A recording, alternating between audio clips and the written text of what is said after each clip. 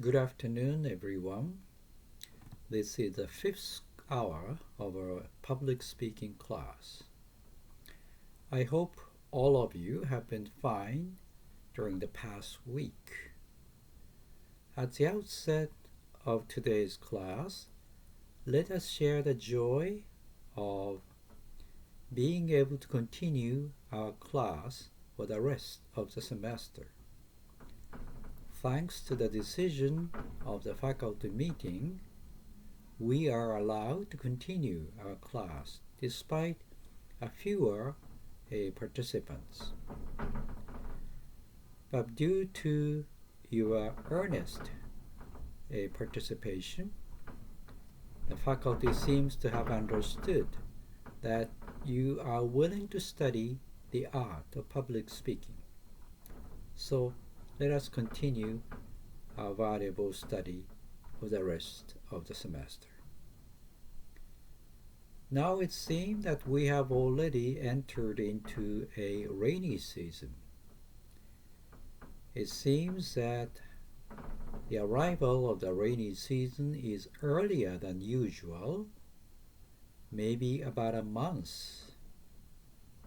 And let us hope that we will have an adequate amount of or well-balanced amount of rainfall this year. Rain is very important for our lives.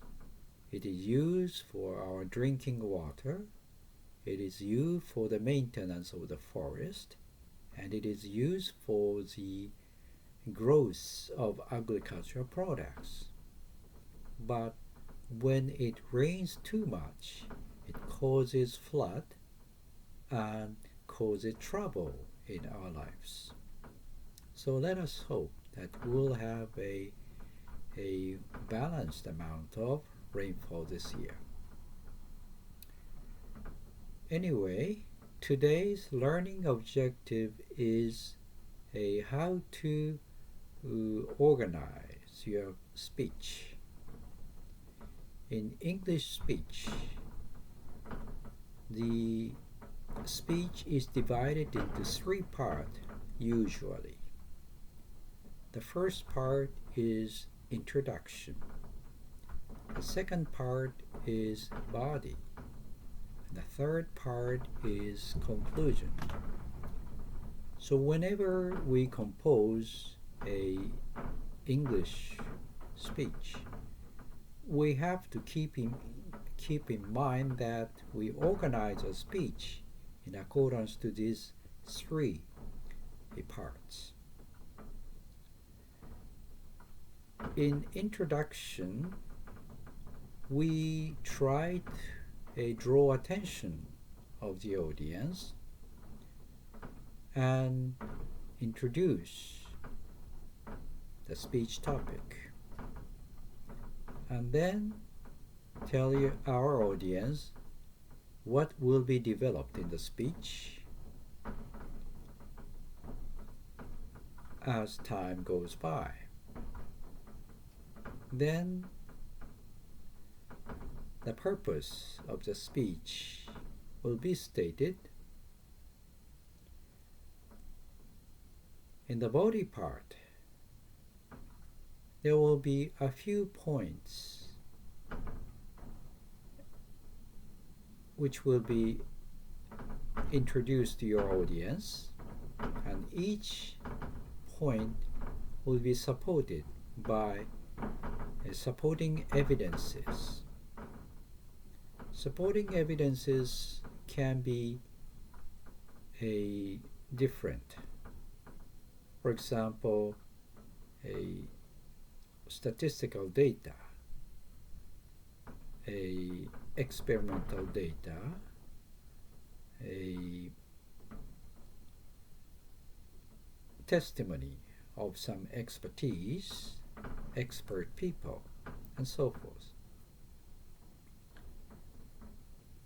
Then after stating a few points of the speech in the body part, we step into the conclusion part. In conclusion, we summarize the points of the speech and then restate the conclusion so that the audience can remember what the points of the speech are. And in order to reinforce the memory of the audience, some speakers use what is called punchline, which are usually some famous quotations from the statement of famous people or from the Bible. It just depends upon the nature and purpose of the speech, what kind of a quotation will be used.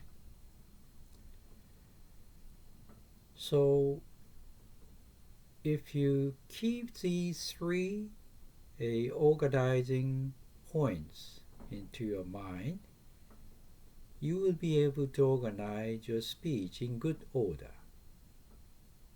So in this lesson, please learn what you have to do in order to organize your speech. はい、ということで、今日はスピーチをどのように構成すればよいのかということが学習のテーマです。英語のスピーチでは通常三分法と言われるものが使われています。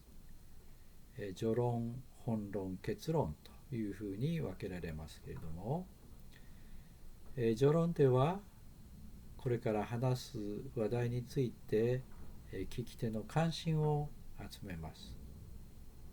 そして何を話すか話題を紹介して、なぜそれを話すのか理由も説明して、本論ではどういう流れで話を進めていくのか、その流れについても言及します。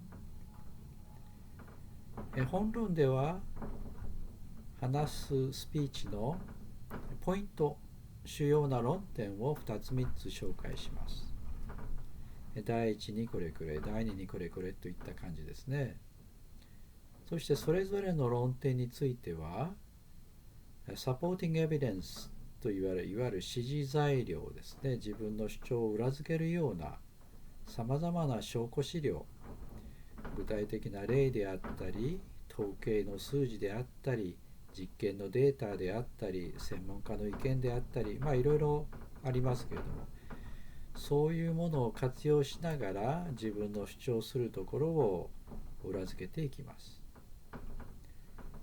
そして本論が終わったところで結論へ進みますけれども、結論では結局自分のスピーチでは何を伝えたかったのかというまとめをする必要があります。ですから要点の要約ですね。要約をするときにいわゆるパラフレージングという手法、言い換えですね。言い換えというやり方をする場合もあるし、箇条書き風に論点を整理するというやり方もあります。エヌマレーションというふうに英語では言いますが、それ以外に聞き手の記憶によく残るように、ある著名な人の言葉であったり、聖書からの言葉であったりを引用などして、いわゆるパンチラインとして最後に言葉を付け加えるような場合もあります。今回の授業を通して英語のスピーチというものは序論、本論、結論、どういうふうに構成していけばいいのかということを、添付の資料とともに勉強していただきたいと思います。それではまた来週会いましょう。See you next week. Have a wonderful week.